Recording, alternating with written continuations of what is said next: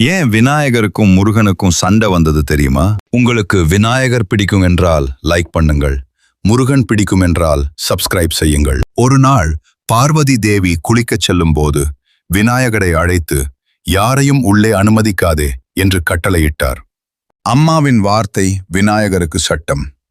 அவர் கதவின் முன் நின்று யாரையும் உள்ளே விடாமல் உறுதியுடன் காவல் காத்தார். அந்த நேரத்தில் வீரமான முருகன் அங்கு வந்தார். நான் உள்ளே போக வேண்டும் என்று நேராக கேட்டார். ஆனால் விநாயகர் தடை செய்தார்.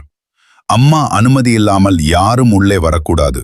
இதனால் இருவருக்கும் வாக்குவாதம் தொடங்கியது. கோபம் அதிகரித்த முருகன் தனது வேலை எடுத்தார். விநாயகர் அமைதியாக இருந்தாலும் தன் சக்தியால் எதிர்த்து நின்றார்.